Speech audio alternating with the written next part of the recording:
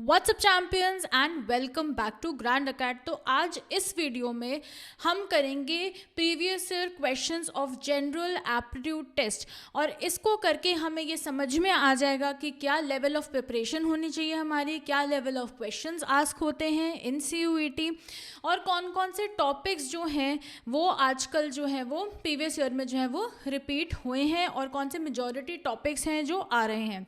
तो इस वीडियो में हम वो सारी ही चीज़ें कवर करेंगे। ग्रैंड अकेड ने अपना general aptitude test champion course जो है वो भी लॉन्च कर दिया है। उसमें आपको सारे के सारे टॉपिक्स मिलेंगे, लॉजिकल रीजनिंग के, क्वांटिटेटिव एप्टीट्यूड के, जनरल नॉलेज के, जिसमें आपको सारी PDF सारी इन्फॉर्मेशन मिलेगी, हमारे करंट अफेयर्स की, स्टैटिक GK की, साथ ही साथ में आपको चैंपियन ट्रिक्स भी मिलेंगी, और हमारे जो नोट्स हैं, मॉक्स हैं, CBT मोड में सेक्शन वाइज सब कुछ आपको मिलेगा।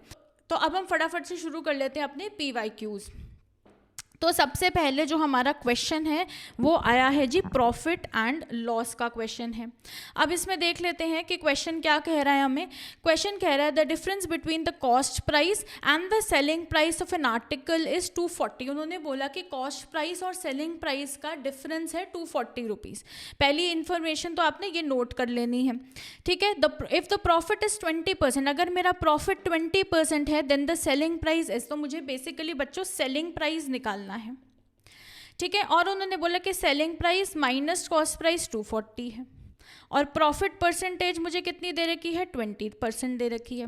तो क्या मैं बोल सकती हूँ कि 240 जो है वो मेरा एक तरीके से प्रॉफिट होगा, हम बोल सकते हैं ये, ठीक है। तो सबसे पहले हम क्या निकालेंगे हम निकालेंगे अपनी कॉस्ट प्राइस की वैल्यू, ठीक है। तो कैसे निकालेंगे, मतलब मैंने आपको बताया कि प्रॉफिट क्या है, 240 है, ठीक है, which is 20% of the cost price, 20% of cost price. अब बच्चों को नहीं पता होगा कॉस्ट प्राइस सेलिंग प्राइस क्या है, तो कॉस्ट प्राइस वो प्राइस होता है जिसको मैंने भाई रॉ मटेरियल खरीदने में, इधर उधर की चीज़ें खरीदने में, एक प्रोडक्ट को बनाने के लिए जो लगता है वो मेरा कॉस्ट प्राइस होता है। सेलिंग प्राइस मेरा वो प्राइस होता है जिस पे मैं अपने प्रोडक्ट एंड सर्विसेज को सेल करती हूँ। फिर होता है एक मार्कअप प्राइस। अब मार्कअप प्राइस वो प्राइस होता है जिसके ऊपर मैं कुछ मार्कअप पे कुछ एक्स्ट्रा लगा के फिर उसको बेचती हूँ, और इसी पे हमारा डिस्काउंट लगता है, ठीक है। तो हम निकालेंगे जी कॉस्ट प्राइस क्या हो जाएगी, 240 इंटू 100 अपॉन 20, इसको कैलकुलेट करेंगे तो आ जाएगा 1200, ठीक है। अब मुझे सेलिंग प्राइस निकालनी थी, तो सेलिंग प्राइस कैसे निकलेगी, जो मेरा 1200 कॉस्ट प्राइस आया प्लस जो मेरा प्रॉफिट मैंने बोला था 240, इसको मैं प्लस करूँगी तो 1140 जो है वो मेरा आंसर आ जाएगा, ठीक है। अब नेक्स्ट क्वेश्चन पे चलते हैं। नेक्स्ट क्वेश्चन है बच्चों, ये हमारा फ्रैक्शन का क्वेश्चन है। अब आपको पता होना चाहिए जो भी चीज़ हमारे P/Q के फॉर्म में होती है उसको हम फ्रैक्शन कहते हैं, और फ्रैक्शंस को करने के बहुत सारे तरीके हैं, जिसमें एक है जी LCM मेथड, एक LCM मेथड है, एक हमारा डेसिमल मेथड भी है। ये सारी चीज़ें हम कोर्स में कवर करते हैं। तो अभी जब भी आपको फ्रैक्शन का सवाल है, फ्रैक्शन में या तो आपसे लार्जेस्ट पूछेगा या तो आपसे स्मॉलेस्ट पूछेगा, तो आपको ये ध्यान में रखना है कि जब भी आप फ्रैक्शंस निकाल रहे हो, LCM वगैरह निकाल के हम लोग डिफरेंस देखेंगे, फिर देखेंगे जो क्लोजर होगा टू 1 वो लार्जेस्ट होगा, और जो 1 से बड़ा होगा वो हमारी स्मॉलेस्ट फ्रैक्शन जो है वो होगी। अब सबसे पहले बच्चों जब हम इसका LCM निकालेंगे तो हमारे पास LCM क्या आएगा, 165 आ जाएगा इसका। हमारे पास 2/3 है, 4/5 है, 7/11 है और 1/3 है। तो हम जब इसका पूरा LCM निकालेंगे तो 165 आएगा।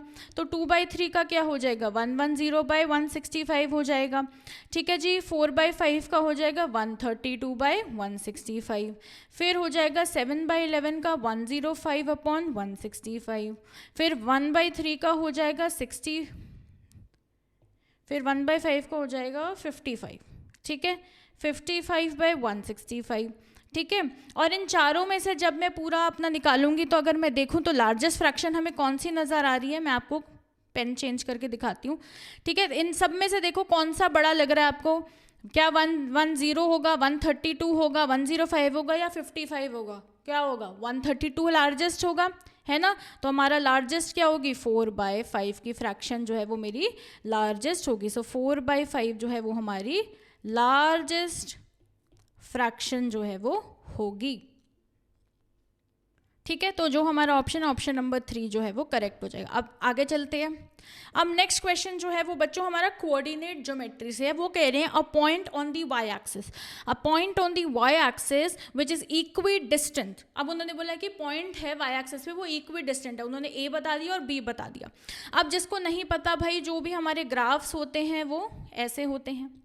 ये जो वर्टिकल लाइन होती है ये बेटा हमारी वाई एक्सिस होती है और ये हमारी एक्स एक्सिस होती है और ये हमारा पॉइंट होता है 0।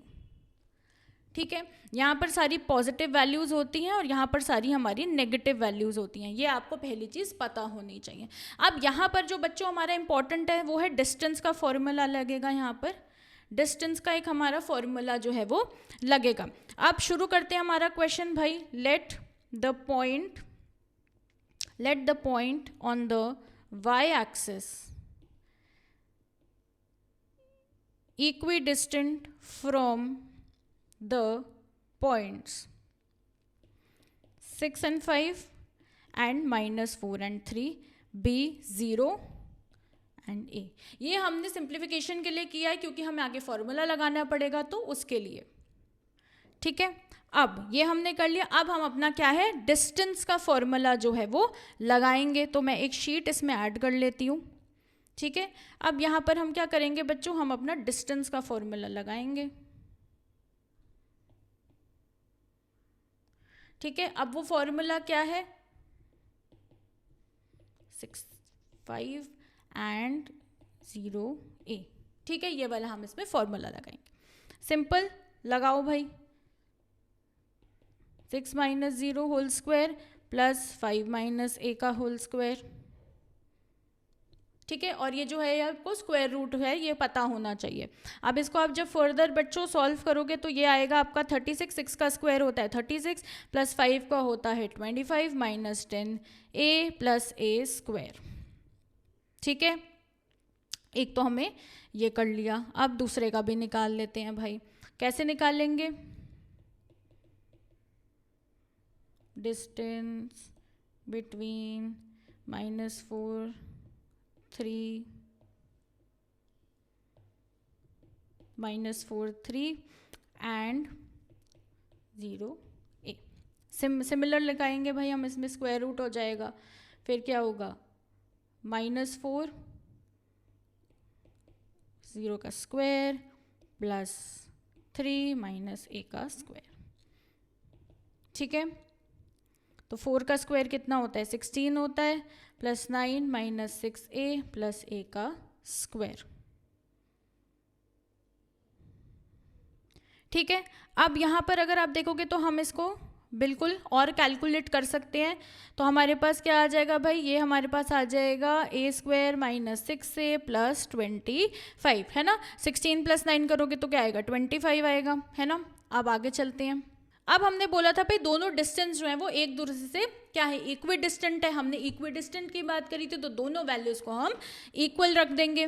ठीक है, तो हम दोनों वैल्यूज़ को इक्वल रख देंगे। तो मतलब A square minus 10A plus 61 is equal to A square minus 6A plus 25। ठीक है, अब बच्चे बोलेंगे कि यहाँ पे 61 मैम कहाँ से आ गया, तो ये हमने 36 और 25 को जो है वो ऐड किया तो उससे 61 आ जाएगा हमारे पास। ठीक है, आगे चले। हमने बोला इक्वी डिस्टेंट कर लिया, हमने दोनों को इक्वल रख लिया। अब क्योंकि भाई कोई भी नेगेटिव वैल्यू मुझे नहीं दिख रही तो मैं कह सकती हूँ स्क्वेयरिंग बोथ द साइड्स, दोनों साइड्स को मैं स्क्वायर कर दूंगी तो मेरे पास कैंसिल हो जाएगा। जो हमारे पास अंडर रूट है वो दोनों कैंसिल हो जाएंगे ऐसे करने से। तो हमारे पास क्या बचेगा भाई A स्क्वायर माइनस 10A ठीक है plus 61 is equal to A square minus 6A plus 25। बस इसको सिंप्लीफाई कर दो। 4A इज इक्वल टू 36 और A is equal to 9। So therefore हमारे पास रिक्वायर्ड क्या हो जाएगा 0 and 9। तो हमारा ऑप्शन नंबर जो है चेक कर लेते हैं कौन सा करेक्ट होगा। ऑप्शन नंबर जो है 1 इज करेक्ट। ठीक है, तो ऐसे हमारे ये क्वेश्चंस सॉल्व होते हैं। अब चलो नेक्स्ट क्वेश्चन करते हैं। नेक्स्ट क्वेश्चन जो है वो हमारा मिसिंग नंबर्स का है। ठीक है, मैं थोड़ा सा आपको ऐसे करके दिखा देती हूँ। ये हमारा क्वेश्चन है और ये है हमारा मिसिंग नंबर्स का। ऊपर 5 है, 6 है और 7 है, हमारे को 3 ट्राइंगल्स गिवन है, ठीक है। और ये हमारी फिगर ए है, फिगर बी है और फिगर सी है। हमें निकालना है भाई कि क्वेश्चन मार्क हमें निकालना है कि नेक्स्ट जो थर्ड ट्राइंगल है उसमें क्या होगा। तो सबसे पहले तो पैटर्न आइडेंटिफाई हमें करना है। क्या आइडेंटिफाई करना है? पैटर्न, कि क्या पैटर्न मुझे नज़र आ रहा है। अगर मैं ट्राइंगल ए देखूं तो मैं ये देख पा रही हूँ कि 120, अगर मैं 120 में +2 × 5 करूँगी तो मेरे पास 130 आ रहा है, ये वाला 120 और ये 30 आ रहा है, ठीक है। अगर मैं सिमिलर पैटर्न देखूं बी में तो मेरे पास 210 है, 210 है। 210 में जब मैं 2 प्लस करूं और उसको मल्टीप्लाई कर दूं 6 से तो मेरे पास 222 आ रहा है। अब सिमिलर पैटर्न मैं सी में भी निकाल सकती हूँ भाई कि 336 गिवन है, तो +2 हो जाएगा × 7 हो जाएगा, जिससे मेरे पास क्या आएगा? 350 आ जाएगा। तो 350 इज़ द आंसर। और हमने ऐसे जो फिगर्स रहे हैं वो हमने बहुत कर रखे हैं और इसमें और भी तरीके हैं टू आइडेंटिफाई द पैटर्न, वो सारे कोर्सेज में जो है वो मेंशन्ड है, ठीक है। ठीक है, तो इस क्वेश्चन में आप ये वाला पैटर्न देखना कि 5 × 2 हो रहा है, 2 × 6 हो रहा है, 2 × 7 हो रहा है। नेक्स्ट क्वेश्चन हमारा ज्योमेट्री का क्वेश्चन है और क्वेश्चन हमें कह रहा है कि the distance between the 2 parallel sides of a trapezium. तो सबसे पहले तो ट्रेपेजियम फिगर की यहाँ पर बात हो रही है, तो आपको ट्रेपेजियम फिगर के बारे में कुछ चीज़ें पता होनी चाहिए। तो पहले हम ट्रेपेजियम फिगर जो है वो बना लेते हैं, ठीक है। कुछ ऐसी होती है ट्रेपेजियम फिगर, ठीक है। The size of the trapezium is 15 metre and the area is 480, ठीक है। जो एरिया है वो हमारा 480 मीटर है and the parallel size is 20 metre long. Parallel size जो हो गई ये हो गई, ठीक है, ये है 20 मीटर, ठीक है। और जो हमारी साइज ऑफ अ ट्रेपेजियम है 2 पैरेलल साइज, यहाँ पर हम मान लेते हैं ये 15 मीटर है, ठीक है, metre long. Then the length of the other parallel line, तो जो लेंथ है अदर पैरेलल लाइन की वो मुझे निकालनी है। तो इसको हम x मान सकते हैं, इसको हम x मान सकते हैं, ठीक है। So let the length of the other parallel side be x, ठीक है। जैसे ये और ये पैरेलल होती है और ये वाली जो है उसको पैरेलल माना जाता है, ठीक है जी। अब हमें एरिया उन्होंने 480 मीटर बता रखा था, ठीक है। तो सबसे पहले तो हम एरिया ऑफ ट्रेपेजियम हमें पता होना चाहिए इस क्वेश्चन के लिए। एरिया ऑफ ट्रेपेजियम, ठीक है। एरिया ऑफ ट्रेपेजियम क्या होता है भाई? Half into sum of the parallel sides, sum of the parallel sides into distance between them, distance between them, ठीक है। बस अब इसमें आप वैल्यूज पुट कर दो। एरिया मुझे दे रखा है 480 मीटर, है ना, और एरिया मुझे दे रखा है 480 मीटर्स, ठीक है।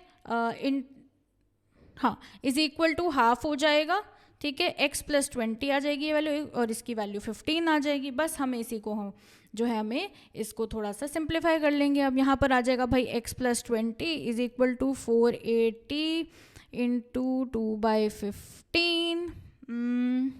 हाँ ठीक है। अच्छा, अब एक चीज़ याद में रखना भाई कि जब हम दूसरी तरफ फ्रैक्शन को ले जाते हैं तो जो नीचे डिवाइड में होता है वो रेसिप्रोकल होके मल्टीप्लाई में हो जाता है। अब यहाँ पर देख लो भाई 480 × 2 / 15, तो ये कितना आ जाएगा भाई? 480 × 2 कितना हो जाएगा भाई? 960 / 15। इसको कट करोगे तो ये सीधा 64 से आपका कट जाएगा। अब आती है जी x की वैल्यू क्या हो जाएगी? x = 64। यहाँ पर जो 20 प्लस में है तो यहाँ पर आके माइनस में हो जाएगा, -20। तो x की वैल्यू बच्चों आएगी हमारी 44। अब देख लेते हैं हमारे पास ऑप्शन में है, हाँ ऑप्शन नंबर 2 इज करेक्ट। चलो बच्चों नेक्स्ट क्वेश्चन पे चलते हैं। नेक्स्ट क्वेश्चन है जी कोडिंग डिकोडिंग का। अब कोडिंग एंड डिकोडिंग में आपको कुछ चीज़ें पता होनी चाहिए, मैं आपको बता देती हूँ। जैसे अल्फ़ाबेट्स के नंबर्स गिवन होते हैं, जैसे A to Z अल्फ़ाबेट्स है तो 1 जो है वो A को दिया जाता है, Z को 26 दिया जाता है, रिवर्स में चीज़ें रिवर्स हो जाती हैं। अब दूसरी चीज़ आपको एक इजॉइटी ट्रिक पता होनी चाहिए, ठीक है, इजोइटी ट्रिक पता होनी चाहिए। तो ये बच्चों इजोइटी ट्रिक, अरे EJOTY, ठीक है। ये अगर आप ये रख लो कि E का 5 है, J का 10 है, इसका 15 है, इसका 20 है, Y का 25 है, तो आपसे काफ़ी सारे क्वेश्चंस जो है वो हो जाते हैं। और बाकी और भी चीज़ें होती है जो हमने जो अपने कोर्स में है वो शेयर कर रखी है।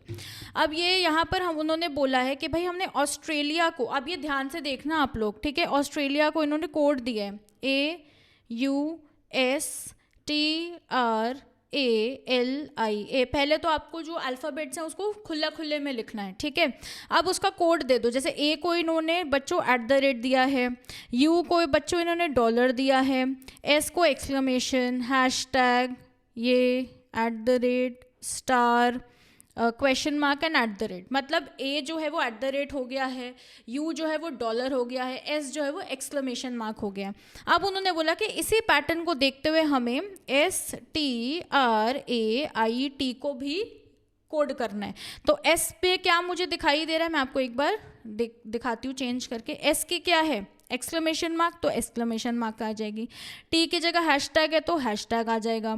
R की जगह ये साइन है तो ये आ जाएगा। A की जगह @ है तो बच्चों @ आ जाएगा, ठीक है। I की जगह क्या है, क्वेश्चन मार्क है तो क्वेश्चन मार्क आ जाएगा। T की जगह हैशटैग है तो हैशटैग आ जाएगा, है ना। तो हमारा क्या कोड बन गया, एक्सक्लेमेशन मार्क, हैशटैग, ये वो। अब एक चीज़ मैं आपको और इसमें दिखाना चाहती हूँ कि पहले आपने ये जो है एक्सक्लेमेशन मार्क निकाल लिया। अब ऑप्शंस में देखो कहाँ कहाँ एक्सक्लेमेशन मार्क जो है वो फर्स्ट में दिखाई दे रहा है, यहाँ पर है, यहाँ पर है, यहाँ पर भी और यहाँ पर भी। इसका मतलब हम अभी कुछ एलिमिनेट नहीं कर सकते। लास्ट देखते हैं कि लास्ट में हैशटैग आ रहा है, तो इसका मतलब है कि 4th ऑप्शन हम एलिमिनेट कर सकते हैं। अब नेक्स्ट देखते हैं कि एक्सक्लेमेशन के बाद हैशटैग आना चाहिए, तो वो तीनों में दिख रहा है। आगे बढ़ते हैं भाई, R की प्लेसमेंट भी सही है, A की प्लेसमेंट में हमारा @ आना चाहिए और हमें 2 में दिख रहा है, इसका मतलब 3rd भी एलिमिनेट हो जाएगा। तो हमारा जो ऑप्शन है, ऑप्शन नंबर 1 इज करेक्ट। तो ऐसे करके आप अपना एलिमिनेशन मेथड भी जो है वो लगा सकते हो। ये आपको क्रोनोलॉजी में भी काम आएगा कि भाई आपने फर्स्ट और लास्ट निकाल लिया और उसी से अपने ऑप्शन जो है वो देख लिए। आगे चलते हैं। आगे हमारा जी रेशो प्रपोर्शन का क्वेश्चन। सो उन्होंने बोला है कि भाई there are 2 numbers are in the ratio 3:5। 2 numbers है 3:5 की रेशो में है। If 10 is added to each, अगर मैं 10 को ऐड कर दूं ईच नंबर में, देन द रेशो बिकम्स, तो रेशो जो है 5:7 बन जाएगी। जब मैं 10 को ऐड कर दूंगी तो 5:7 बन जाएगी। मुझे वो नंबर निकालने हैं। तो जब भी मुझे किसी चीज़ को, किसी नंबर को ढूंढना है तो obviously let the number be, है ना, x, तो let the number be 3x and 5x, ठीक है। अब हमें क्या बताया था भाई उन्होंने कि हम इसमें 10 ऐड कर देंगे तो क्या हो जाएगा, 3x + 10 ऐड कर दिया क्योंकि 10 को ऐड करना है मुझे, अपॉन 5x + 10 किसके इक्वल हो जाएगा, 5:7 के इक्वल हो जाएगा।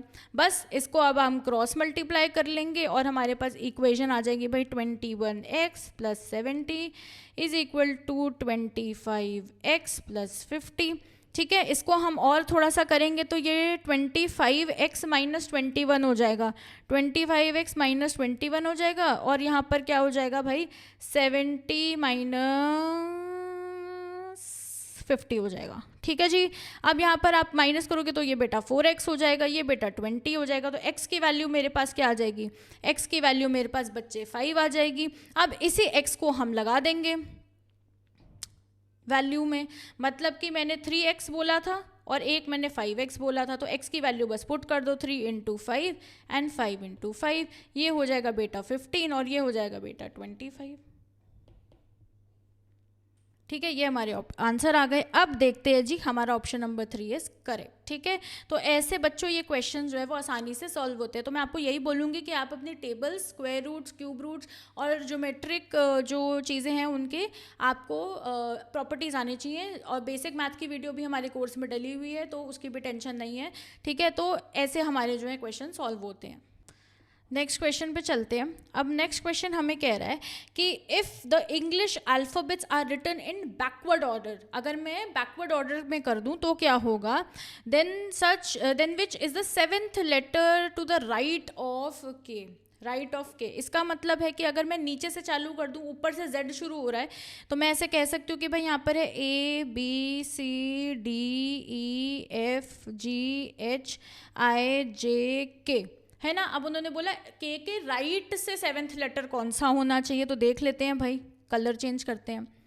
ये हो गया 1 2 3 4 5 6 और 7, मतलब 7th पे जो है वो हमारा डी होगा, तो ऑप्शन नंबर 4 इज करेक्ट। बस ऐसे ही सवाल हमारे जो एग्जामिनेशन में आते हैं, यही हमें थोड़ा सा लॉजिक लगाना है और हमारा काम हो जाएगा। चलो आगे चलते हैं। ये हमारा जो है बच्चों, ये हमारा जो है एम्बेडेड फिगर का क्वेश्चन है। ऊपर गलती हो गई इसमें पीपीटी में, ठीक है, यहाँ पर स्पीच कन्वर्जन नहीं होगा, ये सॉरी, ये बच्चों एम्बेडेड फिगर का क्वेश्चन है, ठीक है, एम्बेडेड फिगर का क्वेश्चन है, मतलब एक फिगर के अंदर एक फिगर। अब इसको करने का कोई एक ऐसा कोई शॉर्टकट नहीं है, you have to brain your train, you have to train your brain, not brain your train, ठीक है, you have to train your brain कि आप पैटर्न्स आइडेंटिफाई कर पाओ। अगर आप इस बेटा फिगर में देखोगे तो आपको दिख रहा है एक स्क्वायर या रेक्टेंगल सा है, इसमें हमें यहाँ पर एक ट्राइंगल दिख रहा है, दूसरा ट्राइंगल दिख रहा है, यहाँ पर हमें आज सच कोई पैटर्न यहाँ पर नहीं देखने को मिल रहा है, ठीक है। तो अगर मैं आपको बताऊँ तो देखो, मेरे हिसाब से फर्स्ट तो नहीं हो सकता, ठीक है, मुश्किल है क्योंकि इनकम्प्लीट फिगर है, और मुझे ऐसा अगर मैं इस पूरे पैटर्न को देखूं तो मुझे यहाँ पर भी नहीं दिख रहा, यहाँ पर भी नहीं दिख रहा, मुझे सिर्फ ऑप्शन नंबर बी में ही ये पैटर्न नज़र आ रहा है, क्योंकि ये वाला पैटर्न अगर आप देखोगे और ये वाला पैटर्न यहाँ पर देखोगे तो मुझे काफ़ी सिमिलर देखने को मिल रहा है, ठीक है, इसलिए option number 2 is correct. Next question पे चलते हैं। ये अगेन हमारे पास एक कोडिंग डिकोडिंग का क्वेश्चन है। तो यहाँ पर उन्होंने बोला है कि हमने कोड करा है इट बिट पिट को आई एम स्टूडेंट, ठीक है, और फिर उन्होंने बोला कि मैंने किया है इट मिट पिट को आई एम पोएट। अब इसमें आप कॉमन देखने की कोशिश करते हैं। देखो आई कॉमन है, आई कॉमन है, इट कॉमन है, इट कॉमन है, राइट। फिर उसके बाद हमारा पिट कॉमन है, पिट कॉमन है, एम कॉमन है, एम कॉमन है। इसका मतलब है कि इट तो आई हो गया, इट आई हो गया, और हमारा पिट जो है वो एम हो गया। तो हम कह सकते हैं कि जो बिट है वो स्टूडेंट है और जो हमारा मिट है वो पोएट है, लॉजिकली, ठीक है। तो हमारा option number 2 is correct. Next question देखते हैं बच्चों। ये मेरे को बड़ा ही एक वो क्वेश्चन लगा कि इन्होंने कंप्यूटर का क्वेश्चन जो है वो आपसे पूछ रखा है, ठीक है। तो ये जीके का ही एक तरीके से पार्ट हो जाता है क्योंकि इसमें कुछ बेसिक फंक्शंस पूछे हैं, तो मैंने सोचा कि मैं आपसे शेयर ज़रूर करूं। तो यहाँ पर देखो कंट्रोल बी का पूछा है उन्होंने, मैच द फॉलोइंग का क्वेश्चन है। अब कंट्रोल प्लस बी का मतलब क्या होता है? बोल्ड ही होता है, बोल्ड करने के लिए हम इसको यूज़ करते हैं। तो ए का तो हो जाएगा 3। अब यहाँ पर देखते हैं भाई ए का 3 कहाँ कहाँ है। तो ए का 3 सेकंड में नहीं है, बाकी सेकंड में नहीं है और थर्ड में भी नहीं है, तो सेकंड और थर्ड तो एलिमिनेट हो गए।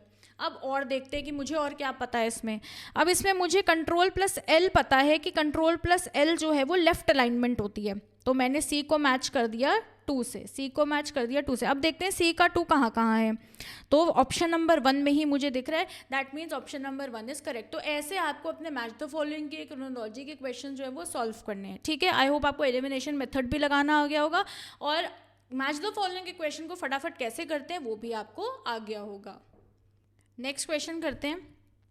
नेक्स्ट क्वेश्चन हमें कह रहा है रेशियो एंड प्रोपोर्शन का क्वेश्चन है। The fourth proportional to 5, 8, 15 is. अब मुझे ये निकालना है, तो सबसे पहले तो obviously let that the fourth proportional be x, है ना। सो सबसे पहले हम क्या लिखेंगे भाई, हम लिखेंगे let the fourth proportional to 5, 8 and 15 be x। अब ये आपको वहाँ पे रफ शीट तो मिलेगी, बट वहाँ पे इतना लंबी तरह लिखने मत लग जाना, ये तो मुझे आपको सिखाना है इसलिए मैं आपको करा रही हूँ, आपको बस फटाफट करना है। तो देयरफॉर मैं क्या कह सकती हूँ कि 5/8 इज इक्वल टू 15/x, है ना। अब इसको हम थोड़ा सा क्रॉस मल्टीप्लाई कर लें तो x is equal to 15 into यहाँ पर 8 आ जाएगा। अपॉन यहाँ पर 5 आ जाएगा। इसको मैं पूरा करूँगी तो मेरे पास x की वैल्यू 24 आ जाएगी। तो क्या मेरे पास है value 24 is the right answer. तो बस हमें ऐसे इस क्वेश्चन को सॉल्व करना था। नेक्स्ट क्वेश्चन करते हैं बच्चों। ये है हमारा सिंप्लीफिकेशन का। इसमें आपको बोर्ड मास थोड़ा बहुत पता होना चाहिए जो हम 6 स्टैंडर्ड में करते हैं, ठीक है। तो यहाँ पर बच्चों ये 5 का क्यूब है, ये स्क्वायर नहीं है, ठीक है। तो ये 5 क्यूब है, ये स्क्वायर नहीं है, इसका थोड़ा सा ध्यान रखना, वो गलती हो गई, ठीक है। अब मेरे को ये निकालना है, तो सबसे पहले मैं इसी को करने की कोशिश करती हूँ। तो ठीक है, तो हम इसको कैसे करेंगे, ये 5 का क्यूब हो जाएगा। अब हमें ये करना है, तो सबसे पहले भाई question mark is equal to 5 का cube minus 9 into 8 minus 4.25 plus 2.75 का स्क्वायर, ठीक है।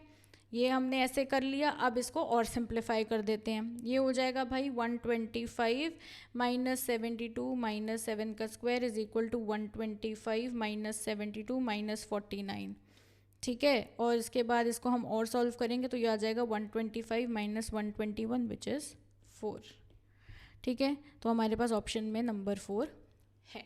तो ऐसे आपको इसको थोड़ा सिंप्लीफाई करना था। जब तक आपको स्क्वायरिंग करनी नहीं पता होगी और मल्टीप्लाई करना, स्क्वायर रूट्स, क्यूब रूट्स नहीं पता होंगे तो ये आपको थोड़ा सा मुश्किल लगेगा। नेक्स्ट क्वेश्चन देखते हैं भाई। Simple interest and compound interest का ये क्वेश्चन है। अब इसमें उन्होंने बोला है कि भाई अ सर्टेन सम ऑन 13 1/2%, ये मिक्स्ड फ्रैक्शन में है। इसको पहले हमें फ्रैक्शन में कन्वर्ट करना पड़ेगा और हमें अमाउंट दे रखा है, ठीक है, विच इज़ 2502.50 और हमें टाइम दे रखा है। तो बेसिकली ये जो 13 1/2 है इसको हमें फ्रैक्शन में करना है, तो 13 इंटू 2 प्लस 1 करेंगे, ठीक है। तो कितना आएगा ये 27/2 आ जाएगा। टाइम मुझे 4 ईयर्स दे रखा है। बस अब हम इनको P into R into T upon 100 वाले फॉर्मूला में जो सिंपल इंटरेस्ट का होता है वो लगाएंगे। और आपको ये भी पता होना चाहिए कि जो प्रिंसिपल अमाउंट को हम जो है वो P लेंगे, तो प्रिंसिपल अमाउंट, ठीक है। अब बस फॉर्मूला लगा लेते हैं, P इंटू 4 इंटू 27/2 अपॉन 100 और इस इक्वल टू अमाउंट जो है हमारा वो है 2502.50, ठीक है। अब इसको और कैलकुलेट कर लेते हैं भाई। मैं शीट ऐड कर देती हूँ ताकि आप लोगों को आराम से इसको दिख जाए। ये किया हमने। अब क्या हो जाएगा 100p plus 54p upon 100 is equal to 2502.50 है ये, ठीक है। इसको और हम सिंप्लीफाई कर लेंगे तो 154p इज इक्वल टू 2502.50। यहाँ पर डिवाइड में तो यहाँ पर जाके मल्टीप्लाई में हो जाएगा, ठीक है। फिर p की वैल्यू क्या हो जाएगी 250250 अपॉन 154, तो ये कितनी आ जाएगी 1625। तो जो हमारा प्रिंसिपल अमाउंट है वो हमारे पास आ जाएगा 1625। Option number 2 is correct. बस आपको ये चीज़ें पता होनी चाहिए, फॉर्मूलाज पता होना चाहिए, थोड़ी बहुत ट्रिक्स पता होने चाहिए, टेबल्स पता होना चाहिए और आपका काम हो जाएगा। जो मैंने सारा कोर्स में आपको समझाया भी। और तरीके के क्वेश्चंस भी, यही नहीं है, बहुत तरीके के और क्वेश्चंस हैं जो हमने कोर्स में भी डिस्कस करे हैं। नेक्स्ट क्वेश्चन देखते हैं। नेक्स्ट क्वेश्चन है हमारा डायरेक्शन सेंस टेस्ट का। तो इसको करने से पहले एक चीज़ मैं आपको बता दूं कि ये हमारा चार्ट है जो आपको पता होना चाहिए। This is north, this is south, this is west and this is east. और एक ये भी आपको पता होना चाहिए, ठीक है, नॉर्थ ईस्ट, ठीक है। और ये सारी जो इतने भी हमारे होते हैं तो ये भी आपको पूरे पता होना चाहिए। अब इसके अलावा आपको पता होना चाहिए कि भाई नॉर्थ से यहाँ पे राइट होता है, यहाँ पे लेफ़्ट होता है और साउथ में इसका ऑपोजिट हो जाता है। मतलब यहाँ पर उसका राइट होगा और यहाँ पर इसका लेफ़्ट होगा, ठीक है। तो ये चीज़ें आपको थोड़ी बहुत पता होनी चाहिए। अब क्वेश्चन क्या बोल रहा है, Ram starts walking in the north direction, which of the following options will bring him going to southwards. अब वो नॉर्थ की डायरेक्शन में जा रहा है और हमें कुछ ऑप्शंस दे रखे हैं जिससे हमें ये बताना है कि वो एंड में रुकेगा तो वो कहाँ पे होगा। मतलब मुझे साउथवर्ड्स बताना है कि वो कब मूव करेगा, कब होगा, तो साउथवर्ड होगा। तो सबसे पहले जो है भाई वो कह रहा है 2 कंसेक्यूटिव राइट टर्न। तो एक तो मैं शीट ऐड कर लेती हूँ, यहाँ पर आपके लिए एक छोटा सा डायग्राम बना देती हूँ। ये है नॉर्थ, ये है साउथ, ये है वेस्ट, ये है ईस्ट। अब वो नॉर्थवर्ड जा रहा है, पहले तो एक सेंटर में आप खड़े हो जाओ, सेंटर में खड़े हो जाओ, रिज्यूम करो आप यहाँ से हो, अब आपको कहाँ जाना है, नॉर्थवर्ड जाना है, तो मतलब आप ऐसे ऊपर जा रहे हो, आप ये नॉर्थ में आ गए। अब उन्होंने बोला कि आपने नॉर्थ से ही 2 कंसेक्यूटिव राइट टर्न्स ली। राइट टर्न ली का मतलब क्या हो गया कि पहले तो आपने ये ली राइट टर्न, एक आपने ये ली राइट टर्न, और फिर आपने बच्चों ये ली राइट टर्न, है ना, यहीं से तो है आपका राइट। तो एक तो ये ऑप्शन नंबर 1 है, ठीक है। अब जब आप यहाँ पर हो तो ऑब्वियसली ये नीचे की डायरेक्शन है, तो ये साउथ डायरेक्शन है ना। अब दूसरा ऑप्शन भी देख लेते हैं। दूसरा ऑप्शन कह रहा है 1 right turn and then 1 left turn. पहले हमने एक राइट लिया और फिर हमने लेफ्ट लिया। तो हमने क्या किया भाई, हम नॉर्थ से ही जा रहे थे, हम नॉर्थ जा रहे थे तो हम ऐसे नॉर्थ जा रहे हैं, है ना। अब नॉर्थ जाके मैंने एक राइट टर्न लिया, तो वो ऐसे लिया मैंने राइट टर्न, और फिर यहाँ से मैंने बच्चों लेफ्ट लिया तो मैं ऊपर आ गई, ठीक है। तो ये हम अगेन हम नॉर्थ डायरेक्शन में ही पहुँच गए। अब थर्ड देखते हैं। थर्ड हमें कह रहा है कि 3 कंसेक्यूटिव लेफ्ट टर्न्स। अब मैंने 3 कंसेक्यूटिव लेफ्ट टर्न्स ले लिए, इसका मतलब है भाई कि पहले यहाँ से मैं नॉर्थ जा रही हूँ, ये मैं नॉर्थ जा रही हूँ, ठीक है। अब यहाँ से मैंने 3 कंसेक्यूटिव लेफ्ट टर्न्स जो है वो ले लिए। अब मैं आपको थोड़ा सा दूसरे पीछे से करके दिखाती हूँ। यहाँ से ये नॉर्थ है, ठीक है। अब यहाँ से मैंने एक कंसेक्यूटिव लेफ्ट टर्न लिया, ये एक कंसेक्यूटिव लेफ्ट टर्न लिया, फिर एक कंसेक्यूटिव लेफ्ट टर्न लिया, ऐसे तो मैं यहाँ पहुँच गई, ठीक है। ये भी मुझे नहीं लग रहा साउथ। अब फोर्थ ऑप्शन देखती हूँ। फोर्थ ऑप्शन है 1 left turn and then 1 right turn. फिर से वैसा ही है ये कि पहले लेफ्ट लिया फिर राइट लिया। ये भी करके देख लेते हैं भाई कि यहाँ से यहाँ पर थे हम, यहाँ से हम नॉर्थ में चले गए। अब यहाँ से उन्होंने हमें बोला था left turn and right turn, तो लेफ्ट कहाँ होगा, इधर होगा, है ना। लेफ्ट हमारा इधर होगा, तो हमने ये लेफ्ट टर्न ले लिया, और उसके बाद यहाँ से हम राइट लेंगे तो हम ऊपर की तरफ चले जाएंगे, तो ये हमारा राइट टर्न हो गया। तो मुझे बताना था कि मैं साउथ वर्ड्स कहाँ पर होंगी, तो ऑप्शन नंबर 1 में ही है कि मैं साउथ वर्ड जो है वो मुड़ रही हूँ। तो फिर यहाँ पर मेरा ऑप्शन नंबर जो है वो साउथ जो है वो करेक्ट होने के लिए option number 1 is right. Next question देखते हैं। क्लॉक का क्वेश्चन है ये। At what angle are the hour hand and the minute hand clock. देखो हमारे पास ये घड़ी होती है, ठीक है, और ये बड़ी वाली सुई होती है, छोटी वाली सुई होती है, वो हमारी आवर हैंड होती है, ये हमारी मिनट हैंड होती है। और ये जब पूरा चक्कर लगाती है, ठीक है, तो 2 केसेस होते हैं। एक होता है कि जब हमारा 12 घंटे का चल रहा होता है, और एक होता है जब हमारा 24 घंटे का चल रहा होता है। दूसरी बात आपको पता होनी चाहिए कि पूरे क्लॉक का जो वो होता है बेटा 360 डिग्री। एक तो ये कुछ चीज़ें पता होना चाहिए। दूसरा हमारे पास 2 तरीके के फॉर्मूलाज भी होते हैं। एक होता है जब हम 24 घंटे वाली घड़ी चलाते हैं तो 23:60 मिनट्स वाले का फॉर्मूला यूज़ किया जाता है, ठीक है, जो हमने कोर्स में भी डिस्कस किया, पर यहाँ पर हमें नहीं लगाना है, हमें दूसरा फॉर्मूला लगाना है। तो यहाँ पर बेसिकली जो हम एंगल फाइंड आउट करने के लिए लगाएंगे वो होगा 30 आवर माइनस 5.5 मिनट्स का फॉर्मूला जो है वो यहाँ पर लगाएंगे। तो यहाँ पर लगेगा 30 × 5 माइनस 5.515, ठीक है, ये आ जाएगा 150, ये हो जाएगा माइनस 82.5, ठीक है। तो इसको आप पूरा करोगे माइनस तो कितना आएगा 67.5 डिग्री आ जाएगा, ठीक है। और हमारे पास ऑप्शन में क्या गिवन है, तो यहाँ पर ऑप्शन में 67 1/2 डिग्री है, विच इज़ एब्सोल्युटली डिग्री, क्योंकि 5 क्या होता है 1/2 ही तो होता है। तो बस ऐसे ही आपके क्वेश्चन सॉल्व हो जाएंगे। नेक्स्ट क्वेश्चन पे चलते हैं। अब ये बच्चों हमारा मिसिंग नंबर का क्वेश्चन है। अगेन यहाँ पर हमें बेटा पैटर्न फाइंड आउट करना पड़ेगा कि यहाँ पर 87 आया, यहाँ पर 89 आया, तो यहाँ पर क्या आएगा, ठीक है। तो सबसे पहले अगर मैं थोड़ा सा अपना दिमाग लगाऊं, है ना, तो मुझे ये दिख रहा है कि यहाँ पर जैसे ये 53 नंबर है, 53 नंबर है, ठीक है। तो यहाँ पर मैंने किया 5 + 3 विच इज़ 8। अब यहाँ पर मैं करूँगी 62 है तो 6 + 2 विच इज़ अगेन 8, ठीक है। तो एक तो मुझे 8 दिख रहा है। अब नेक्स्ट पे चलती हूँ। 6 + 1 क्या है 7, 5 + 4 क्या है 5 + 4 क्या है 9, है ना। तो अगर मैं देखूँ तो यहाँ पर 8 है और यहाँ पर 7 है, इसका मतलब 87 ऐसे आया, है ना। और अगर मैं 62 देखूँ तो 89 भी ऐसा है। तो नेक्स्ट क्या नंबर होगा, अगेन वैसे ही निकाल लेते हैं भाई। 3 + 5 क्या होगा 3 + 2 है ये, मैंने कॉपी गलत किया है। 3 + 2 क्या हो गया, 5 हो गया। तो एक नंबर तो यहाँ पे 5 हो गया। 1 + 2 क्या हो गया, 3 हो गया। तो इसका मतलब यहाँ पर जो नंबर होगा मिसिंग नंबर वो होगा 53। बस ऐसे ही हमें जो है इसको निकालना था। नेक्स्ट क्वेश्चन देखते हैं, ये है हमारा स्पीड, डिस्टेंस एंड टाइम का। So a train running at a speed of 45 km/h। तो उसकी स्पीड हमें दे रखी है 100 metre long platform in 60 seconds.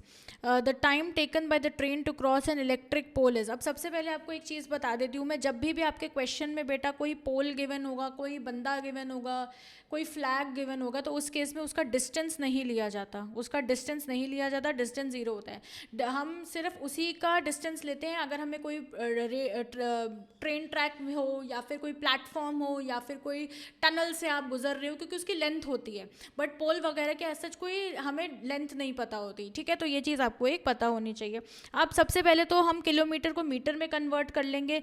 तो जो स्पीड है हमारी, स्पीड जो है हमारी वो है 45 km/h। इसको मेरे को मीटर में कन्वर्ट करना है, तो 45 ये हो जाएगा 3600 हो जाएगा मीटर/सेकेंड। तो ये आ जाएगा मेरा पूरा करके 50/4 मीटर/सेकेंड, ठीक है। अब मैंने कितना ट्रैवल किया 60 सेकेंड्स में, वो भी निकाल लेते हैं, है ना। Therefore in 60 seconds it must have traveled 50/4 into 60। ये कितना आ जाएगा 750 मीटर्स, हमने इतना ट्रैवल करा। अब उसके बाद भाई आ जाती है बारी हमारी, अब मैंने एक प्लेटफॉर्म को क्रॉस करा, है ना। So in crossing a platform, a train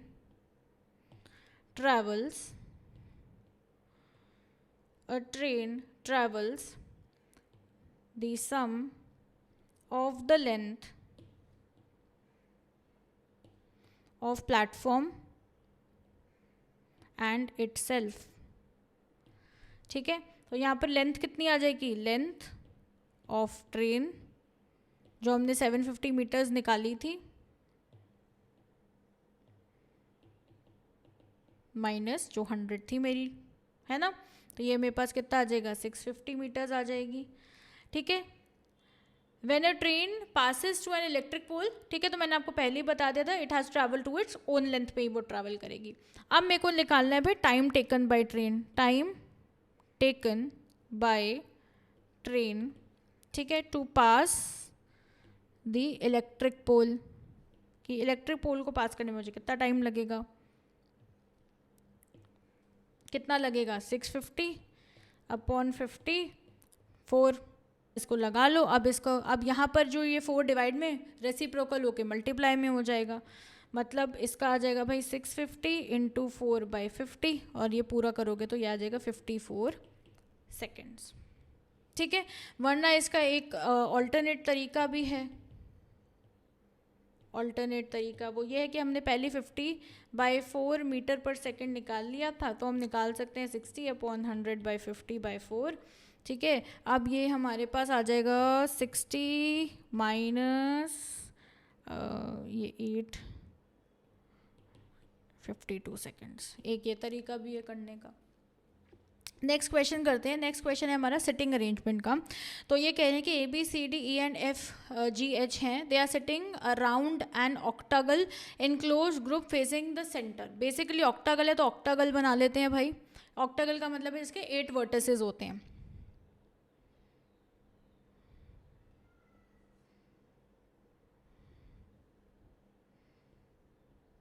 ऐसा हमारा ऑक्टागल कुछ बनेगा, ठीक है, जिसके यहाँ पर 8 वर्टिसेस हैं। अब वो ये कह रहे हैं भाई B is sitting between D and G। तो मतलब क्या है कि B जो है वो D एंड G के बीच में बैठा है। तो पहले तो देख लेते हैं भाई कि D एंड G कहीं पे बना लेते हैं। लेट्स से कि G यहाँ पर है, लेट्स से, और यहाँ पर D है, तो यहाँ पर हमने B लगा दे क्योंकि B तो इन दोनों के बीच में बैठेगा। H is the immediate left of E, E के इमीडिएट लेफ्ट पर है। तो अगर मैं E यहाँ बना दूँ तो इमीडिएट लेफ्ट पर H हो जाएगा। हु सिट्स बिसाइड D, ठीक है, बिल्कुल ऐसा ही है। F is sitting between A and H, तो ए एंड एच के बीच में, तो मतलब अगर मैं यहाँ पर ए बना दूँ, ये एच बना दूँ, तो यहाँ पर एफ होगा, है ना जी. Who is sitting third to the left of E, third to the left of E, अगर ये ई है तो यहाँ पर लेफ्ट देखना है मुझे, तो यहाँ से लेफ्ट में थर्ड कौन है, 1 2 एंड 3, तो कौन है, ए है, बस A is the right answer. ऐसे ही हमारे क्वेश्चन सॉल्व हो जाएंगे. ठीक है, तो आपको छोटे छोटे क्वेश्चन को तोड़ना है और फिर उससे जैसे क्वेश्चन करें वैसे आपको करना है. अब आगे चलते हैं. हमारे पास एक ट्रिगो का क्वेश्चन है. From a point P on the ground the angle of the elevation of the top is 10 metre high. Building है एक, the flag is hoisted at the top of the building and the angle of elevation at the top of the flagship from point P is 45 degree. The length of the flagship is, और हमें √3 की value question में given है. अब आपको सीधा वही याद कर लेना है जो 10th क्लास में हमने पढ़ा था ना, पंडित बद्री प्रसाद हर हर बोले सोना चांदी तोले, तो वही वाले सारे लगेंगे. टेबल्स होती हैं और वैल्यू हमें उसकी याद करनी होती है, tan theta, sec theta, cosec theta. तो इसमें सिंपली मैं आपको करके दिखा देती हूँ. इसका जो पूरा डिटेल्ड लेक्चर है वो आपको हमारे कोर्स में मिलेगा और उसमें सारे आपके फॉर्मूलाज हैं, सारी ट्रिक्स वगैरह सब मिलेंगी. तो बेसिकली ऐसा कुछ हमारा बच्चों डायग्राम बनेगा. ये हमारा 30 डिग्री हो जाएगा, ये हमारा 45 डिग्री हो जाएगा, और इस पॉइंट को हम ए कह सकते हैं, इसको हम एक्स कह सकते हैं, और इसको हम 10 मीटर कह सकते हैं. ठीक है, अब ओ ए क्या है भाई, ओ ए हमारी क्या है, बिल्डिंग की. ठीक है, ओ ए 10 मीटर हाई बिल्डिंग हो गई, 10 मीटर हाई बिल्डिंग हो गई. ठीक है, और ए बी क्या है, फ्लैग स्टाफ. ठीक है, सी हमारा वो पॉइंट है जहाँ से हम देख रहे हैं एंगल ऑफ एलिवेशन जो है from top,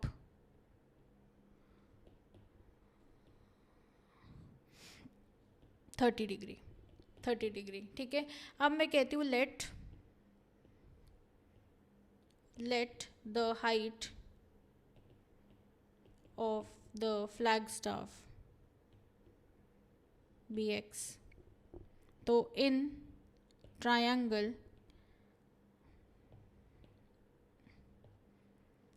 BOC, in triangle BOC. ठीक है, हम यहाँ पर लगाएंगे जी tan 45 डिग्री लग जाएगा.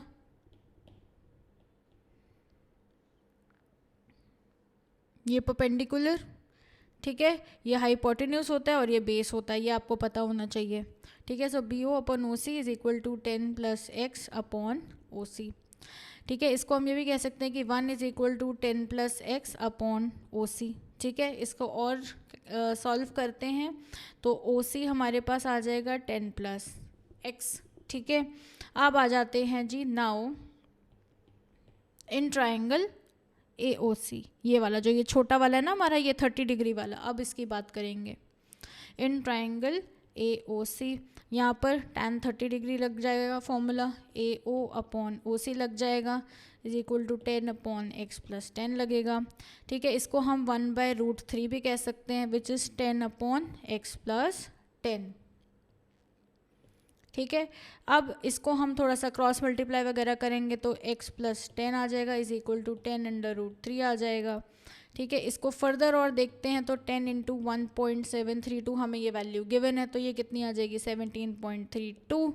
ठीक है, x की वैल्यू हमारे पास क्या आ गई 17.32 - 10 विच इज़ 7.32. यही हमारा आंसर है. नेक्स्ट क्वेश्चन देखते हैं. नेक्स्ट क्वेश्चन है बच्चों हमारा रीजनिंग का क्वेश्चन. एक केस सॉर्ट ऑफ दे रखा है हमें, तो फटाफट वो पढ़ लेते हैं. इन्होंने बोला है कि भाई कोई बैंक है, ठीक है, वो रिक्रूट कर रहा है senior manager for is 10 branches in Bangalore.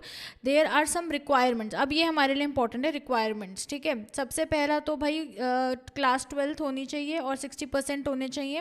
Candidate must have at least 55% graduation में, 60% इन MBA में, एंड जो कैंडिडेट की एज होनी चाहिए वो होनी चाहिए 25 ईयर्स एंड 35 ईयर्स.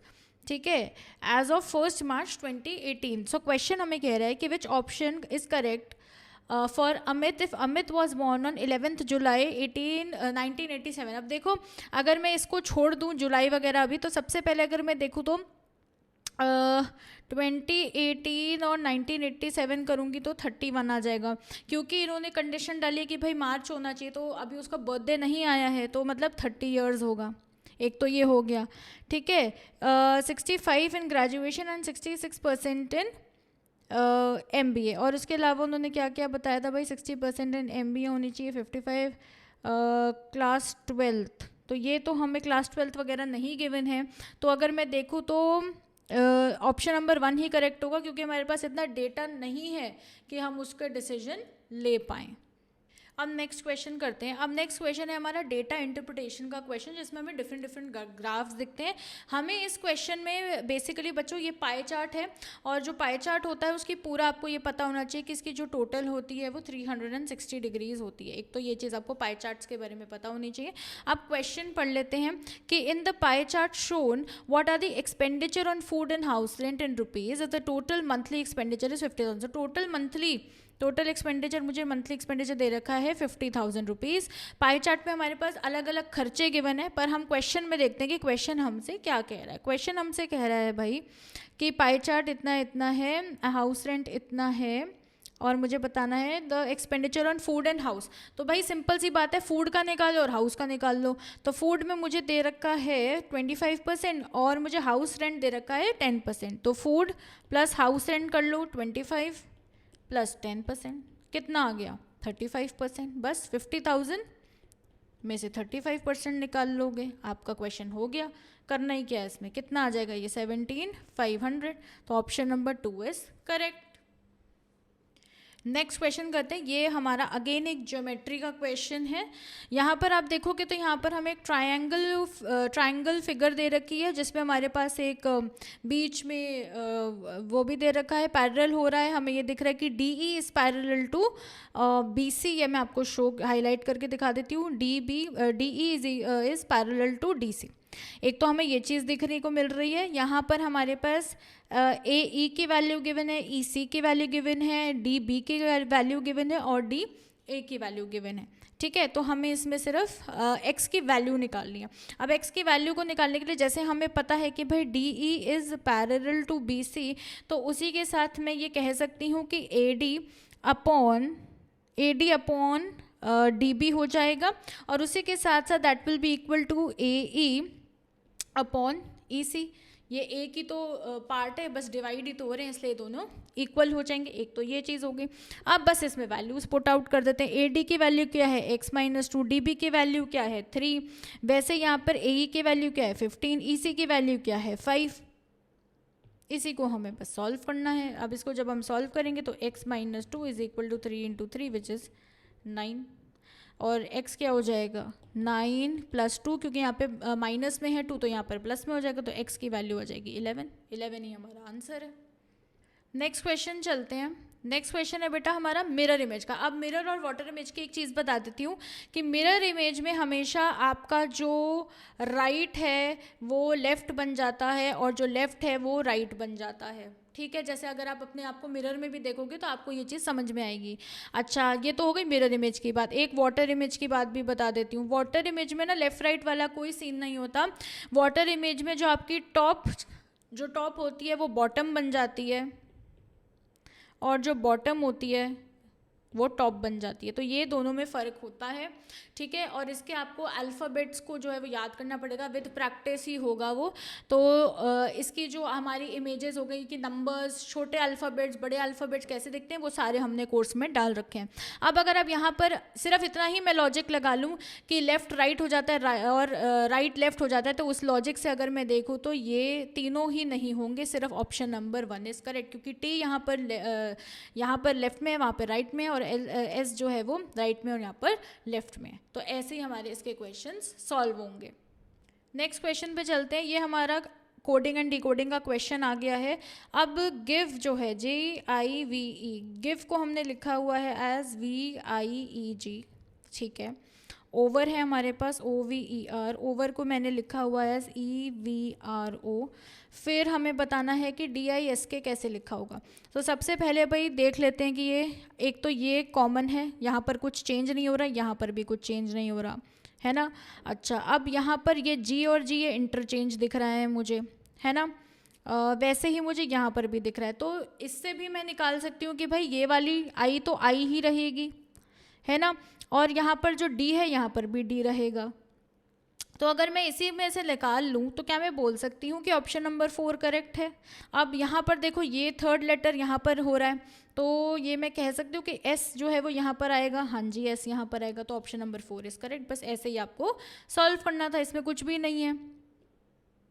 ठीक है, चलो नेक्स्ट क्वेश्चन देखते हैं। ये हमारा नॉन वर्बल रीजनिंग का सवाल है। अब जब भी आपको पिक्चर दिखेगी, एम्बेडेड फिगर का क्वेश्चन आएगा, तो आपको अपना थोड़ा सा ब्रेन, एनालिटिकल ब्रेन, आपकी जो ऑब्जर्वेशन स्किल्स हैं वो आपकी अच्छी होनी चाहिए। अब यहाँ पर आप ध्यान से देखो तो हमें क्वेश्चन मार्क बोल रहा है कि आप यहाँ पर बताओ क्या है।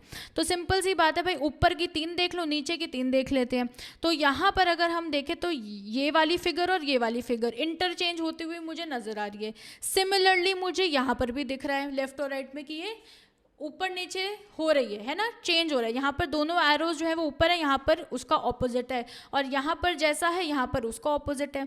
तो जो बीच में फिगर है उसका हम ऑपोजिट यहाँ ले सकते हैं। इसका मतलब है कि यहाँ पर, इसका मतलब है कि यहाँ पर क्या हमारा आंसर 3 हो सकता है, क्योंकि इसका हम ऑपोजिट ही तो यहाँ पर देख रहे हैं। तो यहाँ पर होगा option number 3 is correct. Next question करते हैं। नेक्स्ट क्वेश्चन है बच्चों एलसीएम का। अब वो ये कह रहे हैं कि the smallest 5 digit number which is exactly divisible by 12, 15 and 18। भाई पहली बात तो 12 एलसीएम लेंगे हम, 12, 15 और 18 का। तो एलसीएम कितना आएगा मेरे पास? एलसीएम आएगा 180। अब मेरे पास 180 एलसीएम आ गया। अब अगर मैं 10,000 को डिवाइड करती हूँ 180 से, तो मेरे पास जो है वो 100 तो रिमाइंडर में आएगा, 100 मेरे पास रिमाइंडर में आएगा, और 55 मेरे पास जो है वो क्वेश्चन में आ जाएगा। ठीक है, तो इसका मतलब है ये तो नहीं जाएगा, है ना। अब मुझे क्या करना है कि मुझे 55 से एक ऐसा नंबर चाहिए जो डिविजिबल हो, क्योंकि हमें तो यही चेक करना है। तो अगर मैं 56 लूँ, है ना, अगर मैं 180 को मल्टीप्लाई करूँ 56 से, तो मेरे पास 10080 आता है, और ये नंबर है बिल्कुल डिविजिबल बाय 180। अगर हम बाकी के ऑप्शंस देखेंगे तो 10020 में तो 56 पॉइंट समथिंग आ रहा है, इसमें भी कुछ अलग आ रहा है, तो only option number 3 is correct. Next question है जी रैंकिंग एंड ऑर्डर का। तो राम की जो रैंक है, Ram rank 7 from the top and 26 from the bottom of the class. उन्होंने उसकी टॉप की और बॉटम के रैंक हमें दे रखे हैं, हमें टोटल नंबर ऑफ स्टूडेंट्स निकालना है। तो ऐसे सवाल में एक छोटा सा शॉर्टकट लगता है जिसमें हमें निकालना है टोटल नंबर ऑफ स्टूडेंट्स। तो इसमें जो राम की जो रैंक होगी, राम की जो टॉप की रैंक है, प्लस जो राम की बॉटम की रैंक है, उसमें से हम 1 को माइनस कर लेंगे ताकि डबल काउंटिंग ना हो जाए, बस। तो इसमें क्या आएगा आपका 26 प्लस 7 माइनस 1 जो है 32। यही आपका आंसर है। नेक्स्ट क्वेश्चन देखो, नेक्स्ट क्वेश्चन है जी परसेंटेज का। ठीक है, यहाँ पे अपॉस्ट्रोफी मिसिंग है। A's weight is 25% of that of B. A का वेट क्या है? बी का 25%। ठीक है, and B and 40% of C. What percentage of C is weight B, B is weight. अब सिंपल सी बात है भाई, हम अज्यूम कर लेते हैं कि let C is weight B 100। अगर सी का वेट 100 है तो ए का वेट कितना हो जाएगा? 100 का 40% कितना हो जाएगा? 40 हो जाएगा। Similarly A's weight is 25% of that of B। ठीक है, तो B का वेट कितना हो जाएगा? B का वेट कितना हो जाएगा? Simple 4 times of A, 4 times of A, 40 into 4 कितना आएगा? 160 आएगा। अच्छा, अब उसके बाद क्या निकालना है हमें? उसके बाद हम सी का वेट देख लेते हैं। नाउ सीज वेट हमने कितना बोला था? 100 बोला था, एंड बी का वेट 160 बोला था। तो बी का weight is 160% of C's weight. यही क्वेश्चन में गिवन था, यही क्वेश्चन में गिवन था। तो बस आ गया आपका आंसर 160%, यही हमने निकाला है 160%, यही हमारा आंसर है। नेक्स्ट क्वेश्चन देखते हैं भाई, फ्रैक्शन का क्वेश्चन है और ये क्वेश्चन हमें कह रहा है कि the sum of the numerator and denominator of a fraction is 11। अगर मैं 1 ऐड कर दूं न्यूमरेटर में और 2 सब्ट्रैक्ट कर दूं डिनोमिनेटर में तो मेरी जो फ्रैक्शन है वो 2/3 बन जाएगी। तो चलो इसको जैसे जैसे क्वेश्चन कह रहे करते हैं। तो कहते हैं जी लेट द न्यूमरेटर के लिए मैं n ले रही हूँ, ठीक है, numerator be x and denominator हो जाएगा मेरा 11 माइनस x। 11 माइनस एक्स, अब जैसे बोला वैसे कर देंगे, ऐड कर देंगे और उसमें से माइनस कर देंगे, is equal to 2/3। Cross multiply कर लो, simple, x plus 1 upon 9 minus x is equal to 2/3। Cross multiply अब होगा तो क्या होगा, 3x plus 3 is equal to 18 minus 2x। ये क्या हो जाएगा 5x, यहाँ पर जो माइनस में 2x में यहाँ आके क्या हो जाएगा प्लस हो जाएगा, तो ये हो जाएगा 5x, यहाँ पर ये 15 हो जाएगा, 18 माइनस 3, ठीक है। x की वैल्यू क्या आ जाएगी 15/5 विच इज़ 3, तो x की वैल्यू मेरे पास 3 आ गई। 3 प्लस 1 अपॉन 8 माइनस 2 हो जाएगा विच इज़ 4/6, जिसको हम करेंगे तो 2/3 और ये हमारे उसके इक्वल भी है, तो यही हमारा आंसर होगा। नेक्स्ट चलते हैं, नेक्स्ट है हमारा स्टेटिस्टिक्स का क्वेश्चन जिसमें हमें भाई मीन, मीडियन एंड मोड की बात करनी है। तो सबसे पहले आपको बता देती हूँ मैं, मीन एवरेज भी बोलते हैं इसको, ठीक है, मीडियन जो बिल्कुल सेंट्रल वैल्यू होती है, और मोड होता है जो सबसे ज़्यादा हाईएस्ट फ्रीक्वेंसी आती है हमारे पास, ठीक है। अब आपको ध्यान में रखना कि हमें असेंडिंग ऑर्डर में छोटे से बड़े में लगाना पड़ता है ताकि हम मीडियन वैल्यू को देख पाएँ, ठीक है। तो यहाँ पर उन्होंने पहले तो हम इसको अपना असेंडिंग ऑर्डर में लगा देते हैं, तो हमारे पास आएगा 7, 7, 8, 10, 11, 11, 11, 11, 11, 12, 13, 13, 15, 15, ये हमारी वैल्यू है, ठीक है। अब इसमें से आप मिडल वैल्यू देखोगे, अगर आप इसमें से मिडल वैल्यू देखोगे तो मिडल वैल्यू में क्या आएगा, ये कितने नंबर हैं 1 2 3 4 5 6 7 8 9 10 11 12 13, तो ये कुछ 13 नंबर है। और अगर आप इसकी सेंट्रल वैल्यू देखोगे तो हमारे को यहाँ पर 11 आएगी, तो इसका मतलब है कि जो मीडियन है वो यहाँ पर 11 हो जाएगा। अब यहाँ पर मोड देख लेते हैं, मोड कौन सी वैल्यू सबसे ज़्यादा अकर हो रही है। एक तो हमें 11 दिख रहा है, एक हमें 12 दिख रहा है और 13 दो दिख रहे हैं 15, तो सबसे ज़्यादा जो दिख रही है फ्रीक्वेंसी वो हमें 11 की फ्रीक्वेंसी दिख रही है, तो ये मीडियन हमारा 11 हो जाएगा, है ना। और हमारा मोड भी 11 हो जाएगा क्योंकि हाईएस्ट फ्रीक्वेंसी 11 की है, ठीक है। अब बस सबकी एवरेज ले लेते हैं, इसको 7 plus 7 plus 8 plus 10 plus 11 plus 11 plus 11 plus 11 plus 12 plus 13 plus 13 plus 15, ठीक है, प्लस 15 डिवाइडेड बाय 13, तो ये कितना आ जाएगा, ये मेरे पास 144 आ जाएगा अपॉन 13, जिसको हम लिख सकते हैं 11 1/13। ये हमारे पास पूरा सॉल्व होके आ गया है। अब हमें हाईएस्ट टू इक्वल वो बताना है, तो यहाँ पर सबसे ज़्यादा क्या हमें दिख रहा है भाई, मीन है, पहले मीन है, उसके बाद हमारा दिख रहा है हमें मोड, और मोड और मीडियन हमने बोला था कि इक्वल है, तो यही हमारा आंसर होगा, ऑप्शन नंबर 3। नेक्स्ट क्वेश्चन चलते हैं जी, ये हमारा टाइम एंड वर्क में हमारे पास काफ़ी सारे शॉर्टकट्स होते हैं, जैसे एक MDH मेथड होता है, LCM मेथड होता है, एफिशिएंसी मेथड होता है, ऐसे बहुत सारे मेथड्स होते हैं जिसकी हमने कोर्स में भी बात करी है। अब देख लेते हैं भाई यहाँ पर क्या लगेगा, तो टाइम एंड वर्क में बता रहा है भाई कि A is twice as good as workman as B and together they finish a work in 14 days, मतलब A प्लस B ने काम ख़त्म करा 14 डेज में, तो जो A है वो ट्वाइस है किसका, B का, ठीक है। The number of days A alone will work to complete the work is, हमें बेसिकली ये दिखाना है कि अकेला ए जो है वो कितने दिनों में काम ख़त्म करता है। तो मैं टोटल बोल सकती हूँ भाई कि जो टोटल वर्क है ना, let the work B 3x, जिसमें से मैं 2x ए को बोल सकती हूँ और x जो है वो b को बोल सकती हूँ, क्योंकि a ने ट्वाइस काम करा है b से, है ना। अब आ जाती है जी, हमने बात कर ली थी 14 डेज़ की, तो अब काम की बात कर लेते हैं भाई कि अब काम जो है वो हमारा कैसे हो सकता है भाई, 14 इतने दिनों में हो सकता है ना। एक तो ये चीज़ हो गई। अब आगे चलते हैं, दूसरा क्या है भाई कि 3x can be done in how many, 14/2x, कितना आएगा, 21 डेज आ जाएगा। बस हो गया, यही तो हमें निकालना था, 21 डेज कि ए अलोन कितने दिन में काम करेगा, वो हमने निकाल लिया।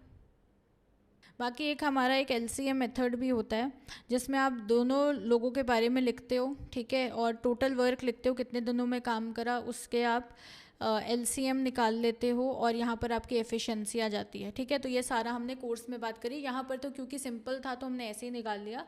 बाकी हाँ कुछ ऐसे ट्विस्टेड क्वेश्चंस होते हैं जिसमें हमारा LCM मेथड, MDH मेथड वगैरह लगता है, वो सारा डिटेल हमने कोर्स में कवर किया है।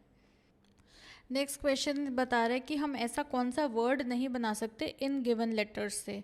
तो भाई सिंपल सी बात है, इन लेटर्स में हमें ये सारे तो ये बन सकता है, ये भी बन सकता है, ये भी बन सकता है, बट ऑब्वियसली ये नहीं बन पाएगा क्योंकि इसमें हमारे पास आर गिवन नहीं है, तो कैसे बनेगा। बस यही क्वेश्चन था।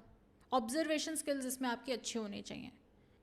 नेक्स्ट क्वेश्चन देखते हैं भाई, द डिफरेंस, ये अलजेब्रा का क्वेश्चन है। The difference between two numbers, दो नंबर का डिफरेंस है 4 और उनका एवरेज है 6, तो हमें प्रोडक्ट उस नंबर का बताना है। तो सिंपल सी बात है भाई, let numbers be x and y। तो जैसे हमें क्वेश्चन ने बोला इसका एवरेज 6 है, ये आ जाएगा x + y = 12, है ना। ये मेरी एक इक्वेशन बन जाएगी। दूसरी इक्वेशन मेरी बन जाएगी x - y = 4, ये मेरी सेकंड इक्वेशन बन जाएगी क्योंकि हमें ये गिवन है। क्या करेंगे भाई, x -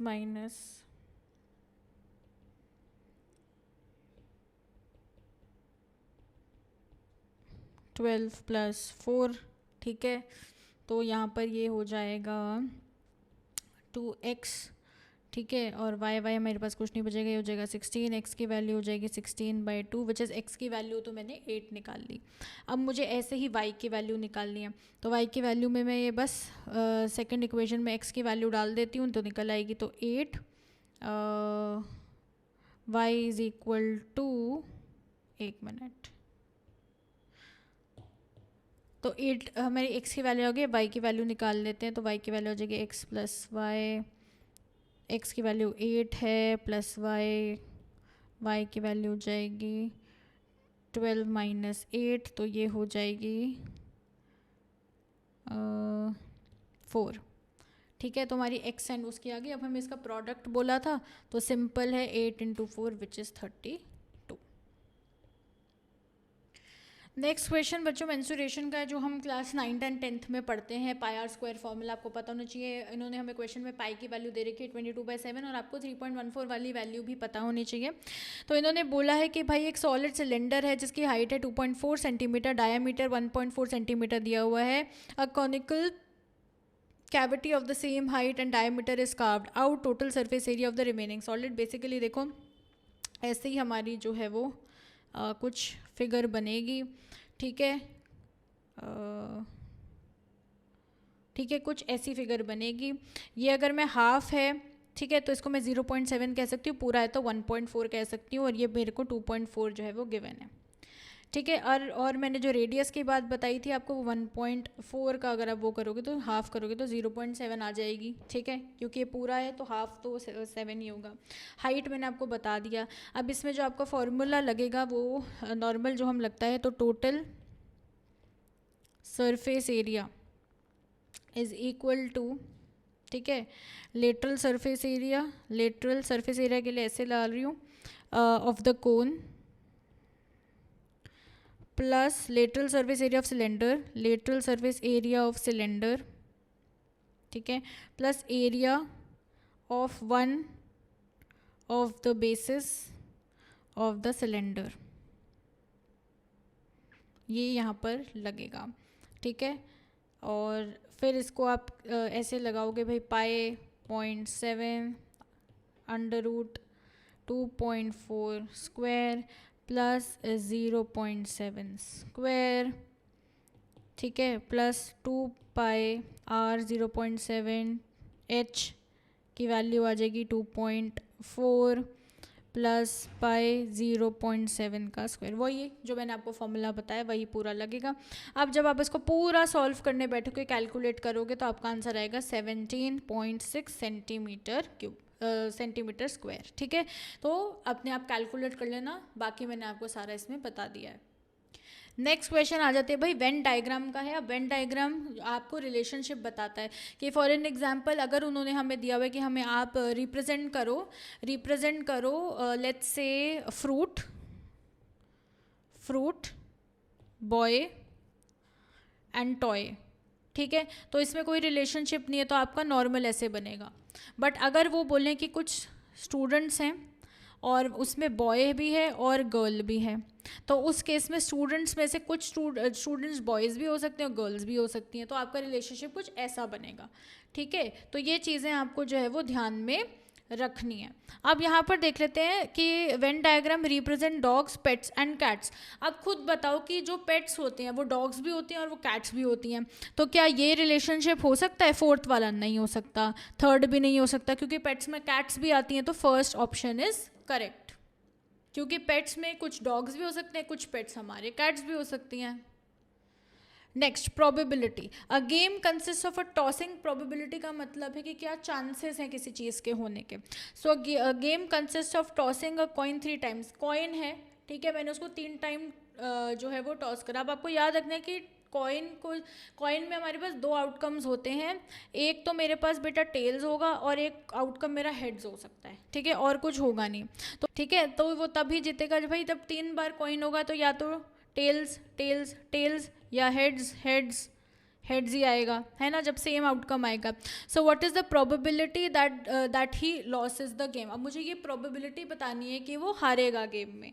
तो सबसे पहले तो भाई सिंपल सी बात है, honey wins if all the results are head और all the results are tails, वो मैंने आपको बता दिया यहाँ पर। अब देख लो, probability of getting 3 heads in 3 tosses, ठीक है, तो वो क्या होगी भाई, 2 ही आउटकम आ सकते हैं, मैंने आपको बताया था 2 ही आउटकम आ सकते हैं, तो 1/2 इंटू 1/2 इंटू 1/2, क्योंकि 3 बार कॉइन उछालेंगे तो आउटकम मेरी क्या आएगी 1/8,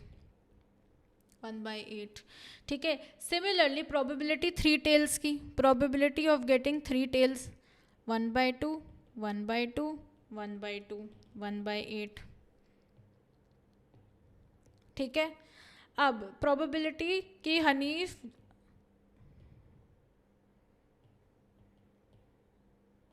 जीतता है, वो कितनी प्रोबेबिलिटी होगी, ऑब्वियसली 1/8 प्लस 1/8 कितनी आ जाएगी 1/4 आ जाएगी। अब क्या प्रोबेबिलिटी है कि हनीफ हार जाएगा, तो इसमें से बस 1 माइनस कर दो 1/4 में से, तो ये उसकी प्रोबेबिलिटी आ गई 3/4। बस ऐसे ही आपको ये क्वेश्चन करना था। नेक्स्ट क्वेश्चन है जी प्रॉफिट लॉस एंड डिस्काउंट पे। So what is the gain percent if the cost price of 12 pens equals to the selling price of 8 pens. तो उन्होंने ये बोला कि भाई हमें गेन परसेंट बताओ, बेसिकली प्रॉफिट परसेंट बताओ, ठीक है, when the cost price of 12 pens equal the selling price of 8 pens. तो सिंपल सी बात है, पहले तो cost price of the pen be X, cost price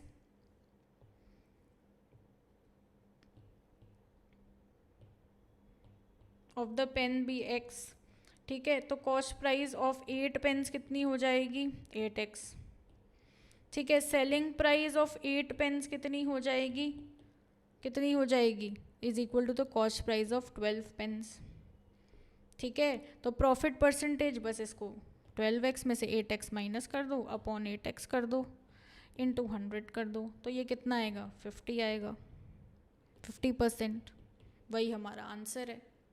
क्योंकि एक चीज़ याद रखना कि भाई प्रॉफिट क्या होता है, selling price minus cost price, और ये भी याद रखना कि जब selling price is more than cost price तो प्रॉफिट होता है, उल्टा होगा तो लॉस होता है। अगर यही नहीं पता होगा तो फिर निकालोगे कैसे।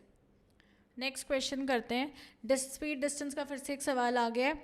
Find the distance covered by a man who walked 15 minutes, मतलब मुझे टाइम दे रखा है 15 मिनट्स और मुझे 33 किलोमीटर पर आवर स्पीड भी बता रखी है। तो इसको पहले तो मैं मीटर में कन्वर्ट कर लेती हूँ क्योंकि 1 घंटे में 60 मिनट्स होते हैं। तो इन 60 minutes the man travels 3 kilometres, तो मीटर में करने के लिए मल्टीप्लाई कर दूंगी 100,000 से, 1 मिनट में डिवाइड हो जाएगा 3000 अपॉन 60, ये मीटर आ जाएगा, है ना। अब 15 मिनट में कितना हो जाएगा भाई, 15 मिनट में इंटू 15,